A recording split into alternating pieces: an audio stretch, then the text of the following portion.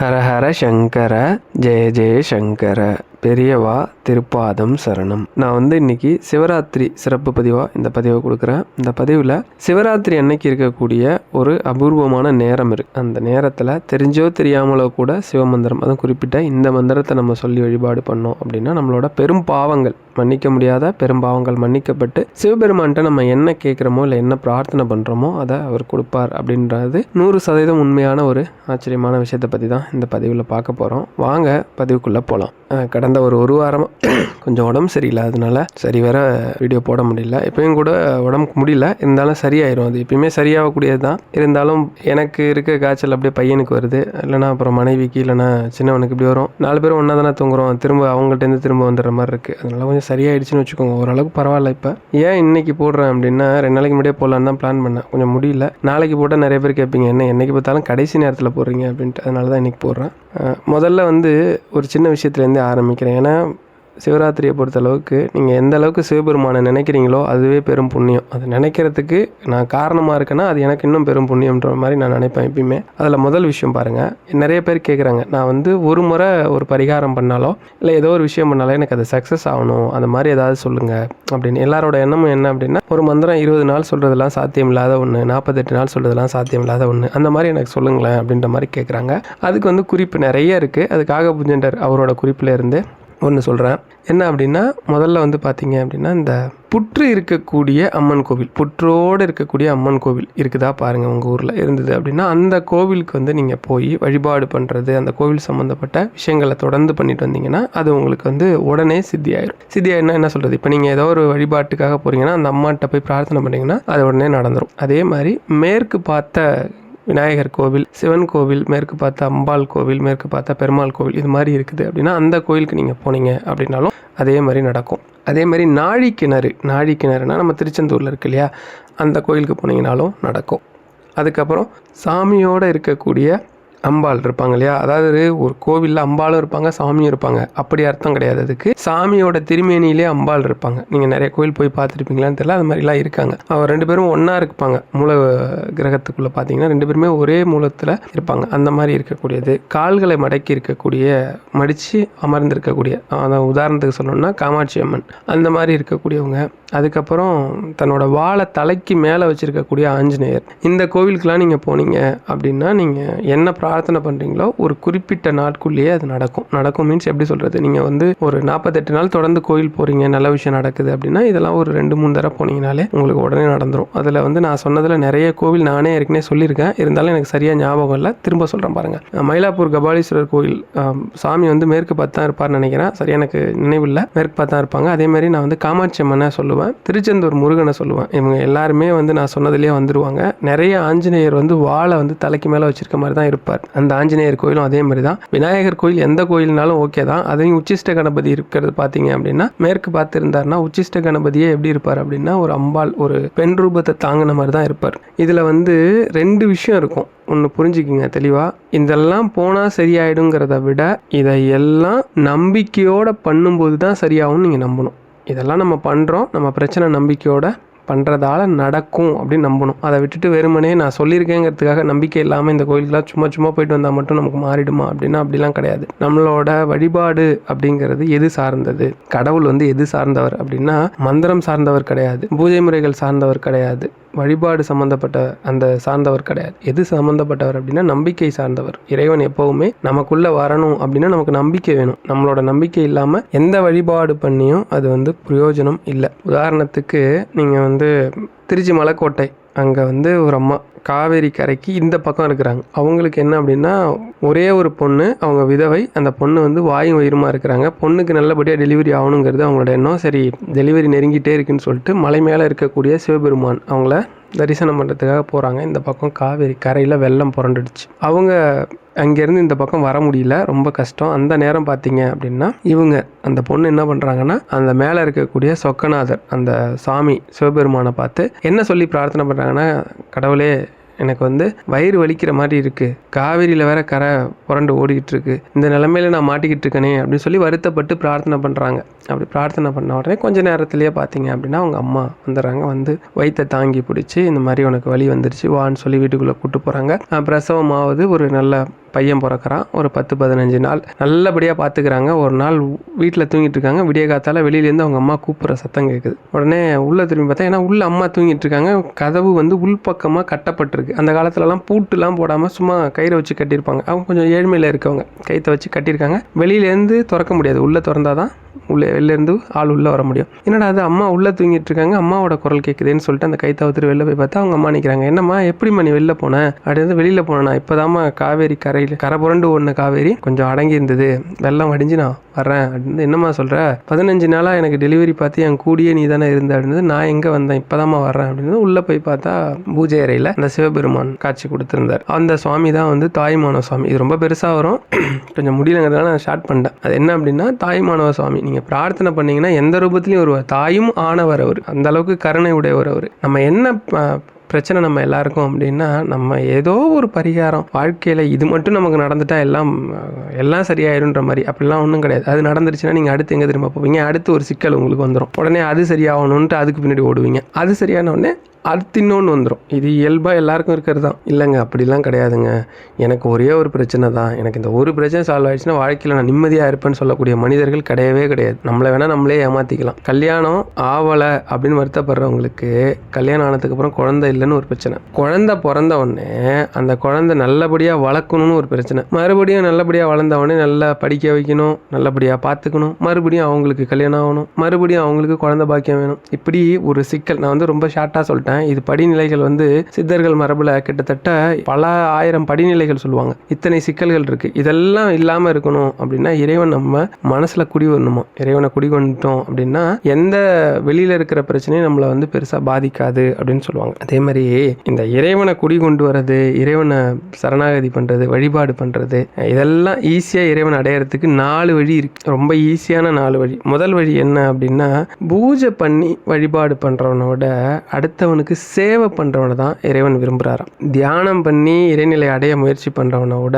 தர்மம் பண்றாங்க பாத்தீங்களா, அவனை தான் இறைவன் விரும்புறாராம். அதுக்கப்புறம் தவம் பண்ணி இறைவனை அடைய முயற்சி பண்றவங்கள விட தர்மம் பண்றாங்க பாருங்க, அவங்கள தான் இறைவன் விரும்புறாராம். கடைசியாக பட்டினியாக கடந்து விரதம் இருந்து இறைவன் அடையணும்னு நினைக்கிறோம் பார்த்தீங்களா, அவங்கள விட அடுத்தவங்களோட பட்டினியை போக்குறவங்கள தான் இறைவன் வந்து ரொம்ப விரும்புகிறாராம். அப்போ மேலே சொன்ன நாளும் கூடாதா அப்படின்னு அர்த்தம் கிடையாது. அதோட சக்தி 100% அப்படின்னா அடுத்து சொன்ன 2 நாள் இருக்கு இல்லையா, அதோட சக்தி வந்து 200%. நீங்கள் வந்து பூஜை பண்ணுறத வழக்கமாக வச்சுருக்கிறீங்க அப்படின்னா அதுக்கு ஒரு 100% சக்தி இருக்குன்னா, அதை விட சேவை அடுத்தவங்களுக்கு பண்ணுறீங்கன்னா 200% சக்தி இருக்குது. மேலே சொன்ன நாளையும் நீங்கள் பண்ணும்போது இறைவனை நோக்கி நீங்கள் போவீங்க. என்னென்ன பண்ணும்போது பூஜை பண்ணும்போது தியானம், தவம், விரதம், இறைவனை நோக்கி நம்ம போவோம். சேவை, தானம், தர்மம், அன்னதானம், அதாவது பட்டினி போக்குறது, இந்த நாளும் பண்ணும்போது இறைவன் நம்மளை நோக்கி வர்றாரு. நீங்க எல்லாரும் படிச்சிருப்பீங்க திருவிளையாடல் புராணம். எல்லா கதைகளையும் நீங்க வேணா கூர்ந்து கவனிங்க. ஒரு சில கதைகளை தவிர எல்லாருமே ஏதாவது ஒரு சேவை பண்ணியிருப்பாங்க, ஏதாவது ஒரு இறை தொண்டு பண்ணிக்கிட்டே இருப்பாங்க. அவங்க எங்கேயுமே வந்து பெருசாக உட்காந்து பூஜை பண்ணிக்கிட்டே இருந்தாங்க, தன்னோட கடமையிலிருந்து மாறி போயிருந்தாங்க அப்படின்லாம் கதையில் வரவே வராது. ஒருத்தர் வந்து என்ன பண்ணுவார், முதல்ல பிடிக்கிற மீனை இறைவனுக்கு கொடுக்குறேன் அப்படின்னு சொல்லியிருப்பார், ஒரு சேவை. அதை வச்சுட்டு அவரோட தொழில் என்ன, மீன் பிடிக்கிறது. பொதுவாக வந்து ஒரு உயிரை கொல்லக்கூடாது அப்படின்னு விதி இருக்குது. மீனவர்களுக்கு வந்து மீன் பிடிக்கிறது தானே தொழில். அப்படி பார்த்தா அவங்க அந்த இதில் முரண்படுறாங்க இல்லையா. ஆனால் அது வந்து மாறுபட்டு இருந்துச்சு. அடுத்து கண்ணப்ப நாயனார் பூஜை விதையில் கரெக்டாக ஃபாலோ பண்ணாரா? இல்லை. அவர் என்ன பண்ணுவார், இது எல்லாத்துக்குமே மாறுபட்டிருக்கும். நீங்கள் அப்படியே ஒரு கதையை எடுத்துகிட்டே வாங்கலாம். நீங்கள் எந்த கதையை எடுத்துக்கிட்டிங்கன்னா கூட இது எல்லாமே ரொம்ப எளிமையாக ஃபாலோ பண்ணுற மாதிரியும் இருக்கும், அதே நேரத்தில் நம்பிக்கை சார்ந்ததாகவும் இருக்கும். இதை தான் நம்ம செய்யணும். நம்ம வந்து எப்போவுமே சிவராத்திரி அப்படிங்கிறதுக்கு ஒரு அபரிவிதமான சக்தி இருக்குது.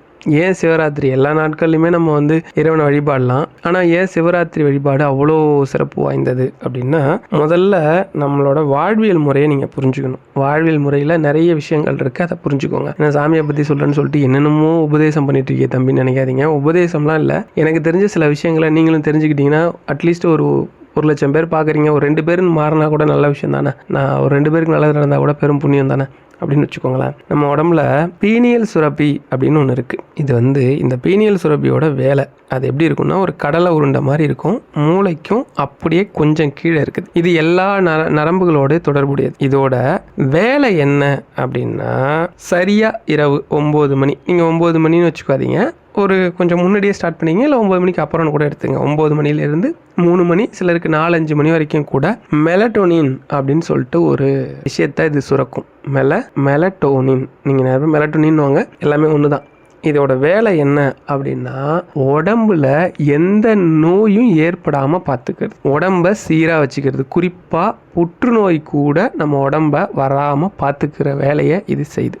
இதுக்கு முக்கியமான விஷயம் என்ன அப்படின்னா நம்மளோட கண் நரம்புகளோட இது தொடர்பில் இருக்குது. கண் வெளிச்சத்தை பார்க்குதுன்னு வச்சுக்கோங்களேன். அப்போ வெளிச்சத்தில் இருக்கிறோம் அப்படிங்கிறத உணர்ந்துக்கிட்டு இந்த மெலட்டோனின் அது சுரக்காது. அதனால தான் அப்போல்லாம் நம்ம 9 மணிக்கு தூங்கும்போது எல்லா விளக்கையும் அணைச்சிட்டு தூங்குவோம். இருட்டு அப்படிங்கிற சூழ்நிலையை இந்த கண் நரம்புகள் மூலமாக கண் என்ன உணருதுங்கிறத அது உணர்ந்து இந்த மெலட்டோனினை சுரக்கும். இது எக்ஸாக்டாக பார்த்தீங்கன்னா 9 மணியிலிருந்து அதிகபட்சமாக எப்போ அதிகமாக சுரக்குது அப்படின்னா 12லேருந்து 2 மணி இந்த காலத்தில் தான் அதிகமாக சுரக்குது. இந்த நேரம் நம்ம உடம்புல எல்லா உறுப்புகளுக்கும் இது சுரக்கிறதால நல்ல ரெஸ்ட் கிடைக்கும். இந்த நல்ல ரெஸ்ட் கிடைக்கிறதால 3 மணி சரியாக ஒரு 3:30க்கெல்லாம் சிலருக்கு நின்றுணும், சிலருக்கு 4 மணி 5 மணி வரைக்கும் கூட இது சுரக்கும்னு இருக்குது. அதாவது வயசுக்கு ஏற்ப கொஞ்சம் வயசு ஆக ஆக ஆக அது நேரத்தை குறைச்சிக்கிட்டே வரதா சொல்லுவாங்க. இது எப்படி நம்ம தெரிஞ்சுக்கலாம் இது உண்மையா அப்படின்னா, பிறக்கிற குழந்தை இருக்குது பார்த்தீங்களா, இந்த பிறக்கிற குழந்தைங்கெல்லாம் பாருங்கள் ஒரு குறிப்பிட்ட வயசு வரைக்கும் 4 மணி 4:30 மணிக்கெல்லாம் எழுந்துருவாங்க.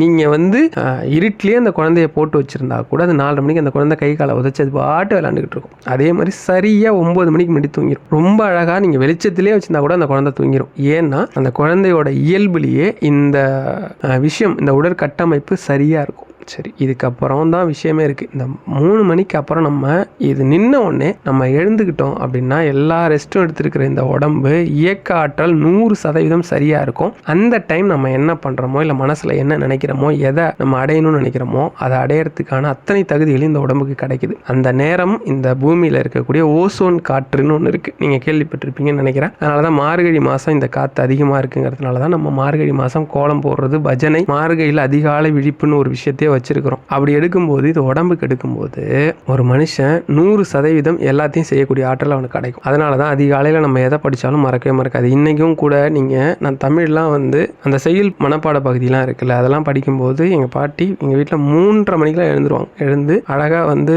அடுப்பெல்லாம் சாணத்தால் மூழ்கி கோலம் போட்டுட்டு 4 மணிக்குள்ளேயே பாலெல்லாம் கறந்து டீ எல்லாம் போட்டு நாங்கள் எல்லாருமே எழுந்து அந்த டைமில் படிக்க ஸ்டார்ட் பண்ணி 6:30 மணி வரைக்கும் படிச்சுட்டு இருப்போம். அது இன்றைக்கும் எனக்கு அந்த பாட்டெல்லாம் கூட மறந்தே போல அந்த சில விஷயங்கள்லாம் இன்னமும் அப்படி நினைவில் இருக்குது. இதை ஏன் நான் சொல்கிறேன்னா, அந்த சமயம் மூளை நல்ல ரெஸ்ட் எடுத்து உறுப்புகள்லாம் ரெஸ்ட் எடுத்துருக்கிறதால சரியான உறக்க நிலை அதுதான். இந்த உறக்க நிலையை நம்ம அடைஞ்சு இருக்கிறதால உடம்புல எந்தவித வியாதியும் வராது. இந்த மெலட்டோனின் சரியாக சுரந்துருச்சு அப்படின்னாலே நீங்கள் 90 வயசு வரைக்கும் எந்த நோயும் இல்லாமல் இருக்க முடியும். அதுக்கப்புறம் எழுந்து நம்ம பண்ணுறோம் பாருங்கள் மந்திர ஜபம், அங்கே தான் விஷயமே இருக்குது. அதில் தான் நான் சொல்ல வந்தேன். இப்போ அந்த விஷயத்துக்கு தான் வந்தேன். என்ன அப்படின்னா, அந்த சமயம் நீங்கள் ஒரு வேளை தூங்கியிருந்தா கூட எழுந்து கையை காலை வெறுமனே கழுவிட்டு ஒரு பூஜை ரூமில் நமக்கு ஒரு விளக்கு வேணும். எப்போவுமே தீபம்ங்கிறது நம்மளோட ஆன்மாவுடைய தொடர்புடையது. அது உங்களுக்கு இன்னும் பெருசாக சொல்லிட்டு போகணும். அதுக்கு ஜஸ்ட் ஒரு விளக்கு ஏற்றி வச்சுக்கோங்க. ஏற்றி வச்சுட்டு என்ன கடவுள் உங்களுக்கு பிடிக்குமோ, உங்களுக்கு விநாயகர் பிடிக்கலாம், முருகன் பிடிக்கலாம், சிவன் பிடிக்கலாம், எந்த கடவுள் பிடிக்குமோ அந்த கடவுளுக்கான மந்திரம், இல்லை நீங்கள் என்ன விரும்புகிறீங்களோ ராமநாமமோ இல்லை சிவமந்திரமோ என்ன வருதோ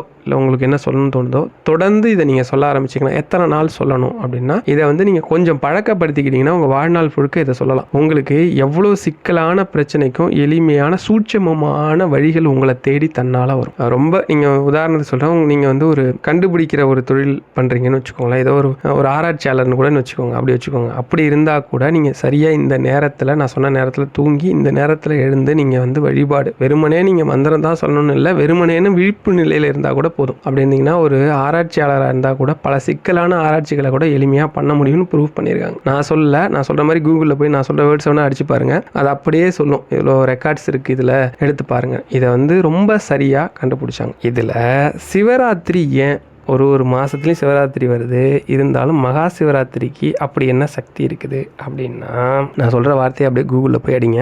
என்ன அப்படின்னா லூமினி பெரஸ் ஈத்தர் அப்படின்னு சொல்லிட்டு ஒரு பவர். இது என்ன பவர் அப்படின்னா, இது ஆங்கிலேயர்கள் இதுக்கு ஒரு பேர் இப்படி வச்சிருக்கிறாங்க. இது நம்ம சித்தர்கள் மரபில் இதுக்கு பேர் வேற ஒன்று இருக்குது. என்ன அப்படின்னா அமிர்த கால நேரம் அப்படின்னு சொல்லி ஒன்று இருக்குது. இந்த அமிர்த கால நேரம், இந்த அமிர்த கால சக்தி, இதை சக்தியை அவங்க அழகாக குறிப்பிட்டிருப்பாங்க சித்தர்கள். அமிர்த கால நேரம், இந்த அமிர்த கால நேரம் நேரம்ங்கிறது மாசி மாதம் சிவராத்திரி அன்னைக்கு சரியாக ஒரு பவர் இருக்குது. இந்த பவர் வந்து மெதுவாக நவுந்து வரக்கூடிய பவர். இந்த பவருக்கு அதாவது இதுக்கு என்ன சக்தி இருக்குது அப்படின்னா, உங்களோட ஆன்மாவில் இருக்கிற 100% சக்தியை அப்படியே செயல்படுத்தக்கூடிய ஆற்றல் இந்த சக்திக்கு இருக்குது. இந்த அமிர்த கால நேரத்துக்கு அந்த நேரத்தில் பூமி மேலே ஒரு வித சக்தி விழுது. அதை தான் லூமினிபெரஸ் ஈத்தர், அதாவது 18ஆம் நூற்றாண்டிலே இதை கண்டுபிடிச்சிருக்கதா சொல்கிறாங்க. இதெல்லாம் ரொம்ப பழசு. நம்மளோட அகத்தியரோட நூல்லையும் சரி, காகபுஜண்டரோட குறிப்புகள்லையும் சரி, அதுக்கு முன்னாடியே வந்து இன்னும் கொஞ்சம் குறிப்புகள்லாம் இருக்குது. அதாவது இவங்களுக்கு அப்புறம் வந்தவங்களும் வச்சுருக்கிறாங்க. இதுக்கு முன்னாடி உள்ள குறிப்புகள்லையும் இருக்குது. என்ன குறிப்பு அப்படின்னா,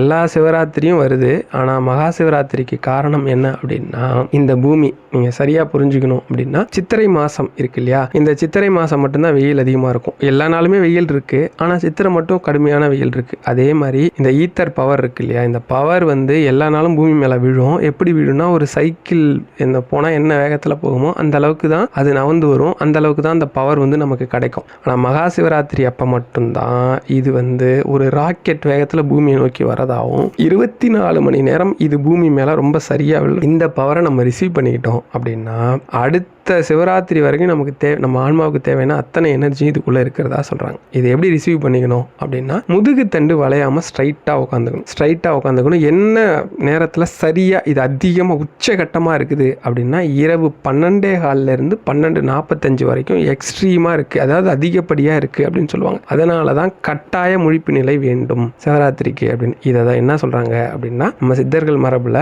இதுதான் வந்து சிவனின் அருள். என்னது? சிவனின் அருள். அதுதான் அமிர்த காலம் அப்படின்னு சொல்றாங்க. இது சிவனின் அருள்னுவாங்க. சிவபெருமான் தன்னுடைய சக்தி பகுதிகளில் ஒரு சின்ன பகுதி, அதாவது எப்படின்னா அவரோட 100 சக்திகளில் 1% எடுத்து அதை 100ஆ பிரித்து அதில் 1%, அதாவது 100% சக்தியில் 1% சக்தி எடுத்து அந்த 1% சக்தியை 100ஆ பிரித்து அதில் 1 பூமிக்கு அனுப்புறதாகவும் அந்த சக்தி தான் இதுன்னு சொல்லுவோம். அந்த 1%த்தில் 1%, அதுக்கே இவ்வளோ பவர் இருக்குன்னா, நம்ம சிவராத்திரி வழிபாடு சிவபெருமான சரணாகதி பண்ணோம்னா இந்த ஆன்மாவுக்கு எவ்வளோ பவர் கிடைக்கும். இந்த சக்தியை நம்ம அடையிறதுக்கு ரொம்ப சிம்பிள். ஏதாவது ஒரு சிவன் கோவில் போங்க, சிவபூஜையில் கலந்துக்குங்க. எப்பவுமே சிவபெருமான் வந்து அன்பே சிவம், அன்பே வடிவமானவர். போகிறோம், நம்ம என்னது விழிப்பு நிலையில் இருக்கிறோம். அந்த 12:15 to 12:45 எல்லா நேரமும் உங்களால் இருக்க முடியலன்னா கூட அந்த நேரம் ஸ்ட்ரைட்டாக உட்காந்துக்கிட்டு என்ன சொல்லணும்னா, சிவமந்திரங்கள்லேயே வந்து சிவ சிவ அப்படின்னு வந்து 6 முறை சொன்னோம்னா 108 தடவை நமசிவாய சொன்ன பலன் கிடைக்கும். இந்த நமசிவாய மந்திரத்தை நம்ம எத்தனை தடவை சொல்லணும்னா, ஒரு நாளைக்கு 21,600 முறை நம்ம சுவாசிக்கிறோம்னு வாங்க. அத்தனை முறையும் சொல்லணும். ஏன்னா நமக்கு மூச்சு காத்தை கொடுத்து கொண்டிருப்பவர் சிவன் அப்படின்னு சொல்கிறாங்க. நம்ம எல்லாராலையும் சொல்ல முடியுமானா, நம்ம எல்லாருக்கும் அந்த அளவுக்கு கவனம் இருக்காது. ஏன்னா நமக்கு ஏதோ ஒரு வேலை இருக்கும், ஏதோ ஒரு விஷயத்தை பண்ணிக்கிட்டே இருப்போம், தூங்கிடுவோம், ஆனால் பண்ண முடியாமல் போயிடும். ஆனால் இந்த 21,600 முறை சிவநாமம் சொன்ன பலனை கொடுக்கக்கூடிய 3 நாமங்கள் இருக்குது. திருச்சிற்றம்பலம், செம்பொன்னம்பலம், திருவம்பலம். இது ஏற்கனவே உங்களுக்கு தெரியும்னு நினைக்கிறேன். ஏற்கனவே நம்ம 2 வீடியோவில் சொல்லியிருக்கோம். இருந்தாலும் திரும்ப சொல்கிறேன் பாருங்கள். திருச்சிற்றம்பலம், செம்பொன்னம்பலம், திருவம்பலம். இந்த 3 வார்த்தையை சொன்னோம் அப்படின்னா எத்தனை முறை சொல்லணும்? 216 முறை இந்த 3 வார்த்தையை சொன்னோம் அப்படின்னா 21,600 முறை நீங்கள் வந்து என்ன சொன்னதுக்கு அர்த்தம்? நமசிவாய மந்திரம் சொன்னதுக்கு அர்த்தம். இதை முழுசாக உள்வாங்கி முழு கவனத்தோட நம்ம சிவநாமத்தை சொல்கிறோம் அப்படின்னு உணர்ந்து, இது சிவனோட பெரிய நாமம், பெரிய ஆற்றல் இதுக்கு இருக்குன்னு உணர்ந்து ஒரு முறை சொன்னால் கூட இது என்ன பண்ணோம்? 21,600 முறை சிவநாமம் சொன்னால் பலன் கிடைக்கும். அப்போ அந்த லூமினிபெரஸ் ஈத்தர்னு சொல்லக்கூடிய அந்த பவர் இருக்கு இல்லையா, அதை உங்கள் உடம்பு ரிசீவ் பண்ணிக்கிச்சு அப்படின்னா எந்தவித நோயுமே, ஈவன் எல்லா வகையான கேன்சருமே உங்களுக்கு ஸ்டேஜ் கடைசியில் இருந்தால் கூட அதை குணப்படுத்த முடியும் அப்படின்னு நிரூபிச்சிருக்கிறாங்க. அதே மாதிரி உங்களோட குண்டலினி சக்தி இருக்குது பார்த்தீங்களா, அது தன்னாலே விழிப்பு நிலை அடைஞ்சு சகசிரம் அப்படின்னு சொல்லக்கூடிய அந்த தலைப்பகுதியில் இருக்கக்கூடிய அந்த இடத்தை அடையிறது மட்டும் இல்லாமல் நெற்றிக்கண் விழிப்பு நிலை தன்னாலே இயற்கையாகவே நடக்கும் அப்படின்னு சொல்கிறாங்க. இது எல்லாமே சொல்கிறாங்கன்றீங்களே, உண்மையா அப்படின்னா 100% இதை நிரூபிச்சிருக்கிறாங்க. ஏன் நிரூபிச்சிருக்கிறாங்க அப்படின்னா, இயற்கையிலேயே இந்த உடம்புக்கு எல்லா சக்தியும் கொடுக்கப்பட்டிருக்கு, இந்த ஆன்மாவுக்கு எல்லா வழியும் கொடுக்கப்பட்டிருக்கு. ஆனால் என்ன ஒரு விஷயம் அப்படின்னா, இது எல்லாமே ஒரு மாயைங்கிற திரை, பல திரைகள் இருக்குது. அந்த திரையை கடந்து நம்ம போனால் தான் அந்த நிலையை அடைய முடியும்னு இருக்குது. இயற்கையிலேயே இந்த ஒரு நாள் அந்த திரைகள் அத்தனையும் விளக்கப்படுது. இப்போ நீங்கள் வந்து இன்னும் டீப்பாக புரிஞ்சுக்கணும் அப்படின்னா எல்லா சக்தியும் கொடுக்கப்பட்டிருக்கும். ஒரு மறைப்பொருளாக அதெல்லாம் மறைச்சி வச்சுருப்பாங்க. அந்த மறைச்சி வச்சுருக்க எல்லா மறைப்பொருளும் அன்னைக்கு மட்டும் விளைகிறதா, அதாவது மகா சிவராத்திரி அந்த சக்தியை நம்ம அடையணுங்கிறதுக்காக விளைகிறதாகவும், அதனால தான் முழுக்க நம்ம என்ன பண்ணணும் அப்படின்னா சிவராத்திரி கண்முழிச்சு சிவபூஜையில் ஈடுபடணும் அப்படின்னு சொல்கிறோம். நம்ம எல்லாம் சிவபூஜைக்கு போகிறோம், வெறுமனே போகாதீங்க, என்ன கொண்டு போகணும். சிவபெருமானுக்கு என்ன ரொம்ப பிடிக்கும்? சரக்கொன்றை மலர் ரொம்ப பிடிக்கும் அவருக்கு. முடிஞ்சால் சரக்கொன்றை எடுத்துங்க. இல்லை தும்பை மலர் ரொம்ப பிடிக்கும். உங்களால் முடிஞ்சது விபூதி அவருக்கு ரொம்ப பிடிக்கும். அதுக்கப்புறம் நல்லெண்ணெய். இது எதுவுமே முடியல வில்வம். இது 5மே கொடுத்தா ரொம்ப நல்லது. ஏன் கொடுத்தா நல்லது? நம்மளோட இந்த இந்து மதம் இருக்கு இல்லையா, ஒரு பூஜை முறைக்கும் ஒரு பூஜை பொருட்களுக்கும் ஒரு பூஜைக்கான நேரத்துக்கும் அந்த நாட்களுக்கும் சில சிறப்பு இருக்குது. இதையெல்லாம் சேர்த்து செய்யும்போது ரொம்ப அபரிவிதமான பலன் இருக்குது. சரக்கொன்றை அப்படின்னா சொர்ணத்தையே தானம் பண்ணது. எத்தனை விதமான பாவங்கள் நாம் செஞ்சுருந்தா கூட அந்த பாவத்தை அழிக்கக்கூடிய தன்மை எதுக்கு இருக்குன்னா, நீங்கள் தங்கத்தை குறிப்பிட்ட அளவுக்கு நீங்கள் தானம் கொடுத்தீங்கன்னா அது நம்மளோட பாவங்களை அழிக்கக்கூடிய சக்தி இருக்குது. அதுக்கு முடியாத மாற்று தான் இந்த சரக்கொன்றைனா தங்கத்தைக்கு ஈடானது. தங்க புஷ்பம்னு சொல்லுவாங்க. அதை இன்னும் சொல்லணும்னா பெரியவா சொல்லும்போது சொல்லுவாங்க சரக்கொன்றைன்னு சொல்லாமல் தங்க புஷ்பம்னு சொல்லணும் அப்படின்னு சொல்லுவாங்க. அது தங்க புஷ்பம் தான் அது. அடுத்து தும்பை மலரால் நம்ம பண்ணும்போது நம்ம என்ன பெரிய பாவத்தை செய்திருந்தாலும் இறைவன் மன்னிக்கிறார். அவர் விபூதி பிரியர்னா அது தெரியும் இல்லையா? என்கிட்ட கூட ஒருத்தங்க கேட்டாங்க.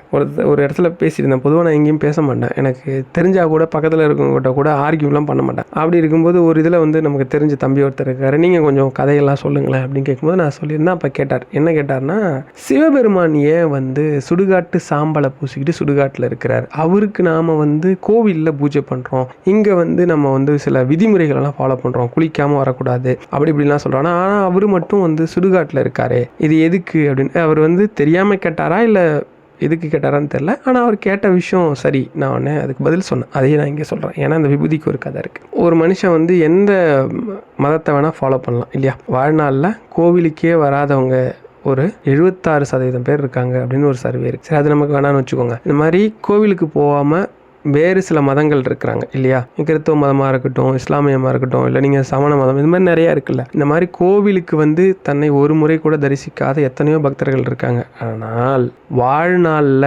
சுடுகாட்டுக்கு வராத மனுஷனே கிடையாது. அதனால தான் அது எந்த சுடுகாடாக இருந்தாலும் சரி, நான் வந்து அவனுக்கு கூட அருள் புரியணும்னு சொல்லி அங்கே காத்துக்கிட்டு இருக்கேன்னு சொன்னார். சிவபெருமான் ஏன் சுடுகாட்டில் இருக்கிறார், ஏன் சுடுகாட்டு சாம்பலை பூசிட்டு இருக்கார் அப்படிங்கிறதுக்கு. ஏன் விபூதி, ஏன் சாம்பல் அவர் பூசிட்டு இருக்கார் அப்படின்னா, எந்த ஒரு ஆன்மாவும் கடைசி நிலை அடையணும்னா அது விபூதியை வேற எதுவுமே பண்ண முடியாது இல்லையா? அதுதான் அதோட கடைசி நிலை. ஒண்ணுமே அது இதுக்கப்புறம் அதோட மாற்று பொருளாக மாற்றவே முடியாது. கடைசி பஸ்பம் தான் அது. அதனால எல்லா விஷயமும் உங்ககிட்ட இருந்தாலும் எதை வச்சு ஆட்டம் போடக்கூடாதுங்கிறத அது சொல்றதாகவும், எல்லாரும் இந்த நிலை ஏதும் இல்லாம ஆனா எல்லாமான நிலை, அதுதான் இறைநிலை, அந்த நிலையை அடையணுங்கிறதுக்காக தான் நம்ம ஒவ்வொரு தரையும் விபூதி பூசுறதாகவும், இவரு சுடுகாட்டில் இருக்கிற அந்த ஆன்மாக்கு கூட முக்தி கொடுக்கணும்னு சொல்லி அங்கே இருக்கிறதாகவும். அதனாலதான் சிவபெருமான் வந்து அன்பே சிவம் அப்படின்னு சொல்லுவோம். தன்னை நாடி வராதவர்களுக்கு கூட தானே நாடி போய் முக்தியை கொடுப்பார் அப்படின்ட்டு. காசியில் இறந்தா மோட்சம்னுவாங்க. காசியில் இருக்கிற காசி விஸ்வநாதரே ராம அப்படிங்கிற மந்திரத்தை அங்கே இருக்கிறவங்க காதில் சொல்லுவார் அப்படின்னு ஒரு ஐதீகம் இருக்குது. அந்த மாதிரி நிறைய விஷயங்கள் சொல்லுவோம். அதுக்கப்புறம் நல்லெண்ணெய். ஏன் நல்லெண்ணெய் கொடுக்கணும் அப்படின்னா, நல்லெண்ணெய் வந்து தீராத நோய் எது இருந்தாலும் தீர்க்கக்கூடியது. நல்லெண்ணெயை வந்து சிவபெருமானுக்கு அபிஷேகம் பண்ணி அந்த அபிஷேகம் ஆகிற நல்லெண்ணெயை நீங்கள் வந்து உணவில் எடுத்துக்கிட்டாலோ இல்லை அதை வந்து அபிஷேகத்தை பார்த்தாலோ உங்களுக்கு வந்து பெரும் நோய்கள் எல்லாம் குணமாகும். அதுக்கப்புறம் வில்வம். சகல காரியத்துக்கும் வெற்றி வேணும் அப்படின்னா வில்வத்தை கொடுக்கலாம். நம்ம ஏன் ஒவ்வொன்றும் குறிப்பிட்டு சொல்லியிருக்கோம்னா, ஒவ்வொருத்தருக்கும் ஒவ்வொரு விதமான விஷயங்கள் இருக்கும். இந்த 5 பொருளையும் முடிஞ்சால் கொண்டுட்டு போங்க, ரொம்ப ரொம்ப நல்லது. அதுக்கப்புறம் பொதுவாக சிவராத்திரிக்குன்னு ஒரு கதை இருக்கு. உங்க எல்லாருக்கும் தெரியும். தெரிஞ்சோ தெரியாமலோ கூட வழிபாடு பண்ணா கூட அருள் புரியக்கூடியவர் சிவன். ஒரு வேடன் 2-3 நாளா தன் வேட்டைக்கு எதுவுமே கிடைக்காததுனால ரொம்ப கஷ்டப்பட்டு ஒரு கரையோரம், ஆத்தங்கரையோரம் வந்து ஒரு மரத்து மேலே ஏறி உட்காந்துட்டு கீழே வலை விரிச்சு காத்துக்கிட்டு இருப்பான். பசியோடு இருப்பான். சாப்பிட எதுவும் கிடைக்கல, தன்னோட குடும்பமும் சாப்பிட எதுவும் கிடைக்கலையேன்னு சொல்லிட்டு அதுங்களுக்கு ஏதாவது எடுத்துகிட்டு போகணும், இன்னைக்கு நைட்டு எப்படியாவது வேட்டையாடணும்னு சொல்லி வலையை விரிச்சு காத்துட்டு இருப்பான். ஒரு மரத்து மேலே ஏறி உட்காந்துருப்போம். என்ன எரியாமல் தூக்கம் வந்துடக்கூடாது அப்படிங்கிறதுக்காக என்ன பண்ணுவோம் அப்படின்னா, அந்த மரத்து மேலே இருக்கிற இலையில ஒன்று ஒன்றா கிள்ளி கிள்ளி கிள்ளி கிள்ளி கீழே போட்டுக்கிட்டு இருப்பான். பொழுது விடிஞ்சிரும். பொழுது விடிஞ்சவொடனே அவன் மரத்தை விட்டு கீழே இறங்கினதும் 2 பேர் வந்து நிற்பாங்க. அவங்க 2 பேரும் அவனுக்கு வணக்கம் வச்சுட்டு, வாங்க கைலாயம் போகலான்னு யார் நீங்கள் எதுக்கு என்ன வணங்குறீங்கன்னு அப்போ அவங்க சொல்லுவாங்க, இந்த மாதிரி இன்றைக்கி வந்து சிவராத்திரி, தெரிஞ்சோ தெரியாமலோ நீங்கள் வில்வ மரத்து மேலே உட்காந்துருந்தீங்க, காலையிலேருந்து நீங்கள் எதுவுமே சாப்பிடல, இரவு முழுக்க பட்டினி கண் விழிச்சிருந்தீங்க. அது மட்டும் இல்லாமல் மேலே இருக்கிற அந்த வில்வ இலைகளை பறித்து கீழே இருக்கக்கூடிய சிவலிங்கம், உங்களை அறியாமல் கீழே ஒரு சிவலிங்கம் இருக்குது, அது மேலே போட்டுகிட்டே இருந்தீங்க. உங்கள் தாகத்தை தீக்கிறதுக்காக நீங்கள் கொண்டு வந்த தண்ணியை வந்து இந்த மரத்தில் மாட்டியிருந்தீங்க. அது ஒவ்வொரு முறையும் நீங்கள் கிளையை வந்து அசைக்கும் போது உங்களை அறியாமல் அந்த தண்ணியிலேருந்து ஒரு சில துளிகள் வந்து சிவபெருமான் மேலே விழுந்துட்டே இருந்தது. நீங்கள் 4 கால பூஜையும் செஞ்ச பலனா உங்களுக்கு சிவபெருமான் கொடுக்க சொல்லி உங்களை கைலாயத்துக்கு அழைச்சிட்டு வர சொன்னார் சொல்லி அவருக்கு முக்தியும் கிடைக்கும். இந்த கதை நம்ம எல்லாருக்குமே தெரியும். இது என்ன இந்த கதை சொல்லுதுங்கிறது தான் நம்ம எல்லாருக்குமே தெரியாது. என்ன அப்படின்னா, சிவபெருமானை பொறுத்தளவுக்கு, சிவ வழிபாடை பொறுத்தளவுக்கு தெரியாமல் செய்தால் கூட, அதாவது அதோட பலன் என்னன்னு தெரியாது, ஆழ் மனசுல நம்பிக்கை கிடையாது, யாரோ ஒருத்தங்க சொன்னாங்கன்னு சொல்லி செஞ்சா கூட அதுக்கு பலன் உண்டு, 100% அது வெற்றி தரும்னு அர்த்தம். அதே நேரத்தில் அதை உள்ளார நீங்க வந்து அதை உள்வாங்கிக்கிட்டு முழு பக்தியோட முழு நம்பிக்கையோட செஞ்சீங்கன்னா இதை விட 2 மடங்கு பலன் எப்பவும் உண்டுங்கிறத நீங்க புரிஞ்சுக்கணும். அதுதான் அந்த கதை நமக்கு சொல்ல வருது. நிறைய பேர் இந்த கதையை சொல்லுவாங்க, அந்த கடைசி விஷயத்த சொல்ல மாட்டாங்க. நாளைக்கு உங்களுக்கு என்ன மந்திரம் தெரியுங்கிறதெல்லாம் விட்டுடுங்க, உங்களுக்கு என்ன வருங்கிறத விட்டுடுங்க. உங்களுக்கு தெரிஞ்ச ஏதோ ஒரு மந்திரம், அது வந்து சிவசிவியா இருக்கலாம், ஓம் நம சிவாயவா இருக்கலாம், திருச்சிற்றம்பலம், திருவம்பலம், செம்பொன்னம்பலம், இது மாதிரி எதுவாகனா இருக்கலாம். ஆனா வந்து நீங்க நாளைக்கு சிவனை வந்து நினைக்கணும், அவரை வந்து சரணாகதி பண்ணணும் அப்படிங்கிற எண்ணத்தை வச்சுக்கோங்க. நீங்க வந்து வாழ்க்கையில எந்த நிலையில் இருந்தாலும் சிவபெருமான் உங்களை ஆட்கொள்வார்.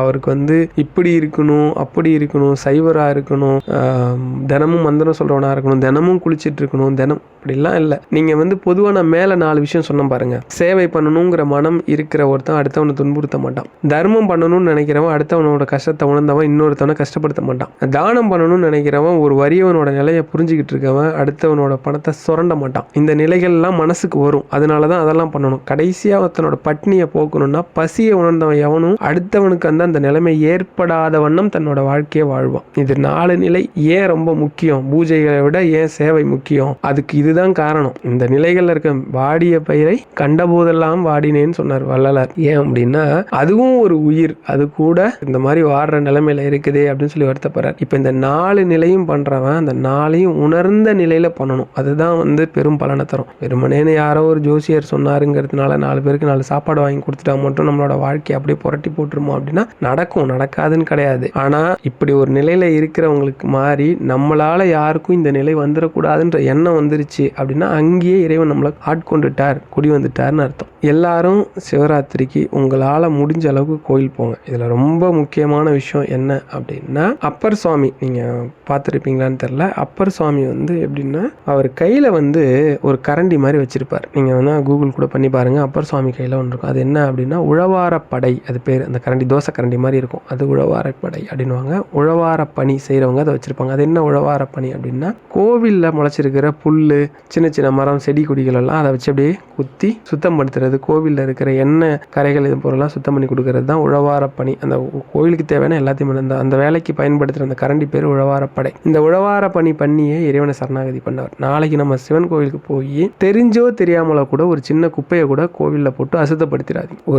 அந்த காலத்தில் சொல்லுவாங்க, ஒருத்தர் வந்து ஒரு காஞ்ச எருங்கம்புல் அழகு இருக்கக்கூடிய ஒரு குப்பையை சிவன் கோவிலேருந்து எடுத்து வெளியில அப்புறப்படுத்தினாலே அவன் வந்து தன்னுடைய 7 பிறவி, ஒரு மனிதனுக்கு 7 பிறவி உண்டுன்னு சொல்லுவாங்க, 7 பிறவியில செஞ்சிருக்கக்கூடிய மலையளவு சுமக்க முடியாத இருக்கக்கூடிய பெரும் பாவங்களை கூட இறைவன் அவனுக்காக மன்னிக்கிறாராம். அந்த ஒரு காஞ்ச, ஏன்னா அந்த காலத்துல வந்து அதுதான் எடை கணக்கு சொல்லுவாங்க, காஞ்ச அருகம்புல் இருக்கிற அளவுக்கு ஒரு புண்ணியத்தை செஞ்சா கூட சிவப்பணி, அதுவும் உழவார பணி. அதனால நாளைக்கு எல்லாம் கோயிலுக்கு போறோம், முடிஞ்ச அளவுக்கு நம்மளால முடிஞ்ச உழவார பணி பண்ணுங்க. உழவார பண்ணினா கோயிலை சுத்தமாக வச்சுக்கோங்க. கோவிலில் விபூதியை வாங்கி நம்மளே கொண்டுட்டு போய் ஒரு இடத்துல கொட்டி அதை அசுத்தப்படுத்துறது கிடையாது. நம்ம எண்ணெய் போட்டு விளக்கு போடுறோன்னு சொல்லி எல்லாம் சொல்லிட்டான், ஜோசியக்காரர் சொல்லியிருக்காங்க அப்படின்னு சொல்லிட்டு எண்ணெயை ஊற்றி கோயில் ஃபுல்லாக நாஸ்தி கட்டுறதுக்கு பேர் உழவார பணி கிடையாது. விளக்கு போடணும் தான், ஆனால் அது குறிப்பிட்ட இடத்துல குறிப்பிட்ட வகையில் தான் போடணும். அதுதான் முறை.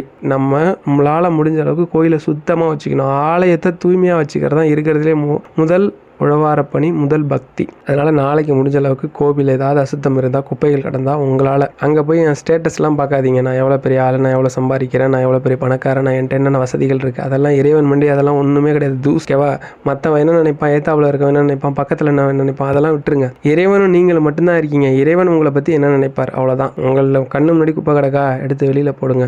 நீங்கள் பெருசாக சிவமந்திரம் படிக்கணும்னு அவசியம் இல்லை, பெரிய பெரிய புராணங்கள் தெரிஞ்சுக்கணும்னு அவசியம் இல்லை, நீங்கள் பெரிய தொண்டுலாம் செய்யணும்னு அவசியம் இல்லை. இது ஒன்று பண்ணாலே இறைவன் மனசில் நீங்கள் பெருசாக இடம் பிடிச்சிடலாம். மனசார நீங்கள் உங்களுக்கு மனசு ஃபுல்லாக இறைவன் குடியிருக்கக்கூடிய இந்த ஆலயம் சுத்தமாக இருக்கணும். என்னால் முடிஞ்சது. மற்றவங்க மாதிரி மந்திரம் எனக்கு படிக்க தெரியல, மற்றவங்க மாதிரி பூஜை முறைகள் தெரியல, வழிபாடு பண்ண தெரியல, எனக்கு பெருசாக சேவை பண்ணுற மாதிரி நேரம் இல்லை, தான தர்மம் பண்ணுறதுக்கு வசதி இல்லை, ஒருத்தன் பசி தீக்கிற அளவுக்கு காசு கூட இல்லைன்னா கூட கவலையே பட வேண்டாம். நீங்கள் நான் சொல்கிற மாதிரி கோவிலில் எண்ணெய் ஊற்றி ரொம்ப அழுக்காக இருக்கா, அந்த இடத்த கொஞ்சம் சுத்தம் பண்ணி கொடுங்க. ஒரு விளக்கமாறு எடுத்து கோவிலுக்கு ஒரு குறிப்பிட்ட பகுதியில் கூட்டணுமா, தாராளமாக கேட்டால் கூட்டலாம். குப்பையும் கிடக்கா, எடுத்து போடுங்க. ஒரு தீக்குச்சி அளவு இருக்கிற குப்பையை நீங்கள் கட்டினா கூட பெரும் புண்ணியம். சிவபெருமான் நம்மள்கிட்ட விரும்புறது என்ன அப்படின்னா சுத்தமான அன்பு. நீங்கள் எப்படிப்பட்டவர், என்ன செஞ்சிட்ருக்கீங்க, உங்களுக்கு என்ன தெரியும் தெரியாது, நீங்கள் எங்கேருந்து வந்து அதெல்லாம் அவர் பார்க்கறதில்ல. உங்களுக்கும் அவருக்கும் இடையில நெருக்கம் அதிகரிக்கணும்னா ஒன்று தூய்மையான அன்பு மட்டும் இருந்தால் போதும், இறைவன் அடையலாம். ரொம்ப எளிமையான வழி சொல்லிட்டேன். இன்னொன்று, இது நடக்கிறதுக்கு சாத்தியம் இருக்கா? ஏன்னா இப்போ சொல்கிறீங்க இது எந்த அளவுக்கு பொருந்தும். ஒருத்தர் பிரம்மாவே கணிச்சா எப்படி இருக்குமோ அந்த மாதிரி ஜாதகத்தை துல்லியமாக கணிக்கக்கூடியவர். அவர்கிட்ட ஒரு விவசாயி ஜாதக நோட்டை எடுத்துகிட்டு போய் கொடுக்குறார். ஐயா, நான் ரொம்ப கஷ்டப்படுறேன், 2 பொம்பளை பிள்ளைங்க, விவசாயத்திலே கடன் ஏகப்பட்டது வாங்கி வச்சுட்டேன், என் ஜாதகத்தை பார்த்து எனக்கு ஏதாவது நல்ல வழி பிறக்குமா பார்த்து சொல்லுங்கள். நோட் அப்படி பரட்டினார். ஜோதிடத்தை பொறுத்தளவுக்கு முதல் விதியே என்ன அப்படின்னா அவனுக்கு எவ்வளோ ஆயில் இருக்குன்னு தெரிஞ்சுக்கணும். இப்படி பார்த்தாரு. இதையே பார்த்துட்டு நோட்டை முடிச்சிட்டு, ஐயா எனக்கு ஒரு முக்கியமான வேலை இருக்குது, நீ நாளைக்கு வந்தீங்கன்னா இந்த பக்கம் வாங்க, நான் உங்களுக்கு கணிச்சு வைக்கிறேன் அப்படின்னு சொல்லி அவர் போனதுக்கப்புறம் அந்த பொண்ணு கூப்பிட்டு கேட்குறாங்க. அதாவது அந்த ஜோதிடர் பொண்ணு உள்ளே இருந்து, அப்பா நீங்கள் எந்த வேலையுமே இல்லை, ஜோதிடம் பார்க்காம முழுசாக பார்க்க போகிறேன், நீங்கள் அவர் ஏன்பா அப்படி சொன்னீங்க அப்படின்னதும் அப்பா அவர் சொல்கிறார், அம்மா அவர் இன்னைக்கு சாயந்தரம் உயிரோடு இருந்தாலே பெரிய ஆச்சரியம், அதுக்கு மேலே தாண்டதே கஷ்டமா, அவரோட நிலைமை தான், இதை எப்படி அவர்கிட்ட சொல்ல முடியும், அவரே கஷ்டத்துக்கு வந்திருக்கிறார் அப்படின்னு மனுஷன். இவர் இது தெரியாமல் என்ன பண்ணுறாரு, அப்படியே நடந்து காட்டுப்பாதையில் நடந்து வீட்டுக்கு போகணும். போயிட்டு இருக்கும்போது மழை மேகம் சூழுது, மழை வர மாதிரி இருக்குது. உடனே அவர் என்ன பண்ணுறாரு, சரி மழை வர மாதிரி இருக்குது, எங்கேயாவது ஒதுங்கிறதுக்கு இடம் கிடைக்குதா அப்படின்னு பார்க்குறாரு. தூரத்தில் ஒரு மண்டபம் தெரியுது. உடனே வேகமாக நடக்க ஆரம்பிக்கிறார். அப்போ மழை துளிகள் வேகமாக உழுது. ஒரு ஓடி போய் மண்டபத்துக்குள்ளே நின்ட்டார். நின்னவர் அப்படியே ஒரு மின்னல் வெட்டுறப்பையும் உள்ளே பார்க்குறாரு. அது மண்டபம் கிடையாது, பாழடைஞ்சு போன ஒரு சிவன் கோவில். உள்ளே பார்க்குறாரு. ரொம்ப வருத்தம் அவருக்கு. என்னடா நம்மள்ட்ட தான் காசு இல்லை, நம்ம நிலமை தான் அப்படின்னு சொன்னால் உலகத்துக்கே படியில் இருக்கிற பகவானோட நிலைமையும் இப்படி தான் இருக்குது. உள்ள சாமி அவ்வளோ அழகாக இருக்கிறார், நந்தி பகவான் இவ்வளோ சூப்பராக இருக்கார், சிற்ப வேலைப்பாடுகள்லாம் பொருந்தின ஒரு கோவிலாக இருக்குது. ஆனால் பராமரிப்பு இல்லாமல் இப்படி சிதிலமடைஞ்சு போய் இருக்குது அப்படின்னு சொல்லி ரொம்ப வருத்தப்படுறாரு. உள்ளூர வருத்தப்படுறவர் அப்படியே நினைக்கிறார் மனசுக்குள்ள. என்ன நினைக்கிறார் அப்படின்னா, தங்கிட்ட மட்டும் காசு இருந்ததுன்னா இந்த கோயிலுக்கு இந்த 6 கால பூஜை எல்லாமே ஏற்பாடு பண்ணியிருக்கலாமே சொல்லி ஒவ்வொன்றா கற்பனை பண்ணுறார். சாமி எப்படி அலங்காரம் பண்ணியிருப்பார், நந்தி பகவானை எப்படி அலங்காரம் பண்ணியிருப்பார், கோவில் எப்படிலாம் வண்ணம் பூசி எப்படிலாம் தோரணம் கட்டியிருப்பார், எப்படி கும்பாபிஷேகம் நடந்திருக்கும், நடைமுறையில் கோயில் எப்படி வச்சிருப்பார், இப்படி கற்பனை பண்ணிட்டு இருக்கும்போது திடீர்னு பார்த்தா அவர் முன்னாடி ஏதோ ஆடுற மாதிரி இருக்குது. நல்லா உத்து பார்க்குறாரு. ஒரு கருநாகம் அவரை கொத்துறதுக்காக குறி பார்த்துட்டு இருக்க மாதிரி இருக்கு. ஐயோ பாம்பான்னு சொல்லி பதறிட்டு வெளில ஓடி வரார். அந்த செகண்ட் ஒரு பெருத்த இடி, அப்படியே அந்த மண்டபம் உள்ளூர இடிஞ்சு உள்பக்கமாக விழுந்துருது. அதுலேருந்து ஒரு சின்ன கல் தெரிச்சு அவரோட நெத்தியில் பட்டுறது, லைட்டாக ரத்தம் வழியுது. ஆனால் அவருக்கு சுயநினைவே இல்லாமல் ஒரு செகண்ட் போயிறாரு. ஏன்னா ஒரு செகண்ட் அந்த பாம்புன்னு அதை அவர் கவனிக்காமல் நின்றுந்தாருன்னா அந்த மண்டபத்துக்குள்ளேயே சிக்கி இறந்துருப்பார். அப்படியே அவர் வழிஞ்ச ரத்தத்தை தொடச்சிட்டு வீட்டுக்கு போய் நடந்ததெல்லாம் சொல்கிறாங்க. மனைவி குழந்தைகள்லாம் பதறி போயிடுறாங்க. சரி ஏதோ பகவான் புண்ணியம் தப்பிச்சிட்டிங்க அப்படின்னு. மறுநாள் இவர் காலையில் விடிஞ்சு விடியாத ஜோசியர் வீட்டுக்கு நின்று ஜோசியர் நடந்து போயிடுறாரு. என்னங்க இது அப்படின்னு. ஏன்னா அவருக்கு நேத்தோட ஆயில் முடிஞ்சு போச்சு, எப்படி அவர் உயிரோட இருக்காருன்னு இவரும் ஜோதிட நோட்டை புரட்டி 10 தடவை பார்க்குறாரு. அதுதான் சொல்லுது. சரி இதுக்கு ஏதாவது பரிகாரம்னு ஒன்று இருக்குதா அப்படின்னு பார்த்தா 2 பரிகாரம் இருக்குது. உலகத்தில் இருக்கிற எல்லா புனித நதிகள்லையும் நீராடி இருக்கணும், இல்லைன்னா இன்னொரு சிவன் கோயில ஆகம விதிப்படி கட்டியிருக்கணும். இது 2யுமே அவர் பண்ணியிருக்க முடியாது. ஏன்னா ஒரு நாள் தான், நேற்று போனதுலேருந்து அரை மணி நேரம் தான் டைம் இருக்குது. இதுக்கு அதிகமான பொருள் செலவு வேணும், நேரம் வேணும், இதெல்லாம் வேணும், எதுவுமே இல்லை. ஐயா நேற்று நீங்கள் போனதுலேருந்து என்ன நடந்ததை சொல்லுங்கன்னா அப்புறம் அவர் சொல்கிறார், இந்த மாதிரி நடந்ததுங்க, மண்டபத்துக்குள்ளே போனதுலேருந்து இப்படி கற்பனை பண்ணணும் தான். அப்போ மிரண்டு போயிட்டாராம். ஒரு மனுஷன் கோவில் கட்டுன மாதிரி கற்பனை பண்ணத்துக்கே அந்த புண்ணிய பலனை கொடுத்து பகவான் இவரை காப்பாற்றிருக்கிறாரா அப்படின்னு. அதுதான் உண்மை. உழவார பணி அப்படிங்கிறது எப்படி அப்படின்னா இந்த மாதிரி தான். மனம் ஒன்றி நம்மளால் எது முடியலனாலும் நீங்கள் இதை செஞ்சால் போதும். பெரியவா அடிக்கடி சொல்லுவாங்க என்ன அப்படின்னா, மக்களுக்கு செய்கிற தொண்டு மகேசனுக்கு செய்கிற தொண்டும் ஒன்று தான் அப்படின்ட்டு. அதனால ஒரு ஏழை பசின்னு வரப்ப இல்லைன்னு சொல்லாதீங்க. இது பெரியவா சொன்னது, நான் சொல்லலை. இல்லைன்னு சொல்லாதீங்க. உங்களால் என்ன முடியுமோ அதை வாங்கி கொடுங்க. பசிக்குதுன்னு யாராவது கை நீட்டுறாங்கன்னா இல்லைப்பா போப்பா அப்படின்னாதீங்க. நீங்கள் எவ்வளோ வேலையில் இருந்தாலும் எவ்வளோ டென்ஷனில் இருந்தாலும் நீங்கள் ஒரு வேளை டீ குடிச்சிட்டு இருந்தால் கூட ஒரு டீயோ பண்ணோ உங்களால் என்ன முடியுமோ வாங்கி அந்த ஏழையோட கையில் கொடுங்க.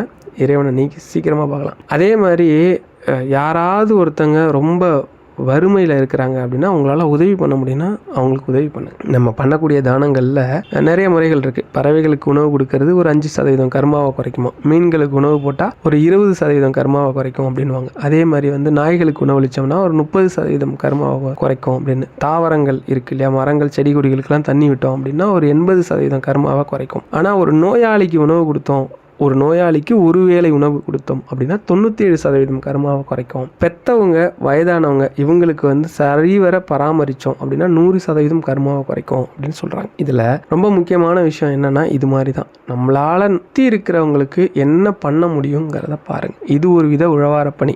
அது நிறைய பேருக்கு தெரியாது, அதை தான் சொல்லணும்னு நினைக்கிறேன். நீங்கள் இதில் எது வருமோ அதை பண்ணுங்கள். தொடர்ந்து நான் அதை தான் சொல்லுவேன். உங்களால் ஒரு ஜீவனாவது சந்தோஷப்படுற மாதிரி நடந்துக்கோங்க. இறைவன் உங்களை நோக்கி உங்களை நினச்சி சந்தோஷப்படுவார், உங்களை நோக்கி வர ஆரம்பிச்சிருவார். சிவராத்திரி போகிறோம், நமக்கும் பிரயோஜனமாக இருக்கணும், மற்றவங்களுக்கும் பிரயோஜனமாக இருக்கணும், இறைவனோட அன்பும் நம்ம கிடைக்கணும். அதை விட்டு வெறுமனேன்னு கோவிலுக்கு போய் நம்ம பண்ணக்கூடாத விஷயங்கள்லாம் பண்ணி இறைவனோட கோபத்துக்கு ஆளாயிடக்கூடாது. போய் யாரோ சொன்னாங்க அப்படிங்கிறதுக்காக கோயிலில் குப்பை போடுறது, பிரசாதத்தை வாங்கி சாப்பிட்டு அங்கேயே சிந்தி கோயில் ஃபுல்லாக இது பண்ணி வைக்கிறது, அங்கே போய் உட்காந்துட்டு ஊருக்கு ஊர்க்கதை அதெல்லாம் பேசுறது, மற்றவங்க கூட கூட்டத்தில் மோதி சண்டை போட்டுக்கிறது, கத்துறது, அடுத்தவனை இடித்து தள்ளுறது, இந்த மாதிரி விஷயம்லாம் பண்ணாதீங்க. இதெல்லாம் எந்த இறைப்பணியிலுமே வராது. நிறைய பேர் கோயிலுக்கு போகிறதே நிம்மதியாக இருக்கணும் தான். ஆனால் கோவிலுக்கு இப்போல்லாம் போனால் நிம்மதி கிடைக்குதோ இல்லையோ, சண்டை தான் வருது. சந்தோஷம் இருக்குமோ இல்லையோ, அங்கே போனால் நிம்மதி கெட்டு போகிற அளவுக்கு விஷயங்கள்லாம் நிறைய மக்கள் பண்ணுறாங்க. அது வந்து தயவு செஞ்சு அந்த மாதிரி பண்ணாதீங்க. அது இறைவனோட அன்புக்கு பாத்திரமான மனிதராக நம்மளால் ஆகவே முடியாது. முடிஞ்ச அளவுக்கு நம்மளால் எந்த அளவுக்கு அமைதியாக இருக்க முடியுமோ அந்த அளவுக்கு அமைதியான வழிபாடு பண்ணுங்கள். நிச்சயம் இறைவன் உங்களுக்கு கை கொடுப்பார். ஹரஹர சங்கர, ஜெய ஜெயசங்கர.